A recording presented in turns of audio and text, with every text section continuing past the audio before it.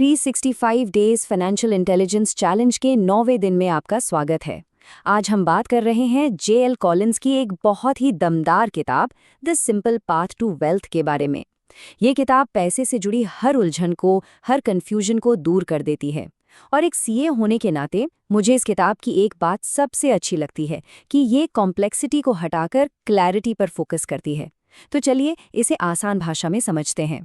एक बहुत बड़ा मिथ है कि फाइनेंशियल फ्रीडम पाना कोई रॉकेट साइंस है, कि ये सिर्फ बहुत जीनियस लोगों के लिए है। ऐसा बिल्कुल नहीं है। नहीं, ये सिर्फ उन लोगों के लिए है जो पहले से ही अरबपति हैं या बहुत बड़ा बिजनेस चला रहे हैं। जानते हैं ये किसके लिए है? ये है आम लोगों के लिए, जो एक असाधारण लेवल का अनुशासन, एक एक्स्ट्रा ऑर्डिनरी डिसिप्लिन फॉलो करते हैं। तो आखिर क्या है दौलत तक पहुंचने का ये आसान रास्ता? चलिए देखते हैं। आज हम इस पूरे रास्ते को 4 हिस्सों में समझेंगे। पहला, हमारा लक्ष्य क्या है। दूसरा, हमें अपनी नींव कैसे बनानी है। तीसरा, निवेश का वो सिंपल इंजन क्या है। और चौथा, क्यों दौलत किस्मत का खेल नहीं बल्कि एक तय नतीजा है। तो चलिए सबसे पहले और सबसे ज़रूरी सवाल से शुरू करते हैं। पैसा कमाने का असली मकसद, असली गोल क्या है? ज़्यादातर लोग सोचेंगे लग्जरी, लेकिन सच ये है कि असली लक्ष्य है आज़ादी। जे.एल. कॉलिंस इसके लिए एक बहुत मज़ेदार शब्द इस्तेमाल करते हैं, FU मनी। इसका मतलब क्या है? इसका मतलब है आपके पास इतनी इन्वेस्टमेंट इनकम हो कि वो आपके सारे खर्चों को आराम से कवर कर ले, ताकि कोई भी आर्थिक रूप से फंसा हुआ महसूस ना करे। ये वो आज़ादी है जिससे कोई एक टॉक्सिक जॉब छोड़ सकता है या जब ज़रूरी हो तो ना कह सकता है। और इसका गणित, इसका मैथ हैरान करने वाला सरल है। जिस दिन किसी के निवेश से होने वाली सालाना इनकम उसके सालाना खर्चों के बराबर या उससे ज़्यादा हो जाती है, बस उसी दिन वो आज़ाद है। नौकरी करना या ना करना पूरी तरह से एक चॉइस बन जाता है। ये लग्जरी के बारे में नहीं है, ये आत्मनिर्भरता के बारे में है। तो ठीक है, सवाल ये है कि इस आज़ादी तक पहुंचने की नींव कैसे रखी जाए। इसके लिए सिर्फ 2 नियम हैं जो कभी नहीं तोड़ने हैं। पहला नियम, ये जितना सुनने में आसान है उतना ही पावरफुल भी। हमेशा अपनी कमाई से कम खर्च करना। देखिए, इनकम और खर्चों के बीच का जो फासला है वही वो पैसा है जो भविष्य में दौलत बनाएगा। ज्यादातर लोग क्या करते हैं, सैलरी बढ़ते ही लाइफस्टाइल बढ़ा देते हैं, अपना एसेट बेस नहीं। और यही सबसे बड़ी गलती है। एक सीए के नजरिए से बताऊं तो सेविंग्स रेट इनकम लेवल से ज्यादा मायने रखता है।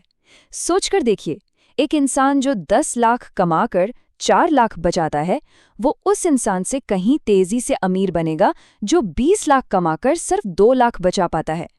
दौलत हमेशा सरप्लस से बनती है। अगर सरप्लस नहीं है तो दौलत भी नहीं है। और इस फाइनेंशियल फाउंडेशन का दूसरा और उतना ही जरूरी पिलर है कर्ज से ऐसे बचना जैसे कोई आग से बचता है। समझिए, कंज्यूमर डेट यानी क्रेडिट कार्ड का कर्ज, कार लोन और फिजूल की ईएमआई, ये आज़ादी की सबसे बड़ी दुश्मन है। ये वो जंजीरें हैं जो किसी की फाइनेंशियल फ्रीडम को जकड़ लेती हैं। याद रखिए, फाइनेंशियल फ्रीडम के लिए लायबिलिटीज यानी देनदारियों का कम होना बहुत बहुत जरूरी है। ठीक है, तो बचत शुरू हो गई और कर्ज से दूरी बना ली। अब सवाल आता है, इस बचाए हुए पैसे को कैसे बढ़ाएं? अपने पैसे को अपने लिए काम पर कैसे लगाएं? जे.एल. कॉलिंस इसके लिए एक बेहद आसान, एक बेहद सिंपल रास्ता बताते हैं, लो कॉस्ट इंडेक्स फंड्स। इसका मतलब है अलग अलग स्टॉक्स चुनने का झंझट नहीं, रोज रोज मार्केट ट्रैक करने की टेंशन नहीं, बस एक अनुशासन के साथ लगातार इन्वेस्ट करते रहना है। और इसका फॉर्मूला एकदम सीधा है, low cost plus long term plus compounding. यही वेल्थ है। लंबे समय में मार्केट ऊपर जाता है और इंडेक्स फंड कम से कम खर्चे में उस ग्रोथ का हिस्सा बना देता है। याद रखिए, यहाँ सादगी कमजोरी नहीं, सादगी ही सबसे बड़ी ताकत है। और फिर आता है कंपाउंडिंग का असली जादू। ये बहुत चुपचाप काम करता है, कोई शोर नहीं मचाता, लेकिन ये पैसे को कई गुना बढ़ा देता है। जब कोई लगातार इन्वेस्ट करता रहता है तो 25-30 सालों में एक बहुत बड़ा कॉर्पस खड़ा हो जाता है।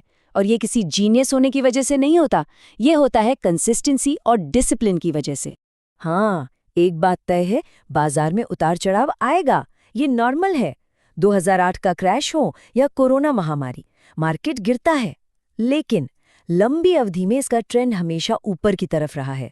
जो लोग घबराकर बेच देते हैं वो कंपाउंडिंग के इस जादू को खुद ही खत्म कर देते हैं। असली सफलता का राज अपने इमोशंस पर कंट्रोल रखना है। और यही बात हमें अपने आखिरी और शायद सबसे ज़रूरी माइंडसेट पर लाती है। फाइनेंशियल इंडिपेंडेंस कोई जादू नहीं है, ये किस्मत का खेल तो बिल्कुल नहीं है। ये सीधा साधा गणित है। अगर कोई इंसान आक्रामक तरीके से बचत करता है, कर्ज से बचता है और लगातार इन्वेस्ट करता है, तो फाइनेंशियल इंडिपेंडेंस एक तय नतीजा बन जाता है। अब जरा इस कहानी को देखिए, ये शायद सबसे बड़ा सबक है।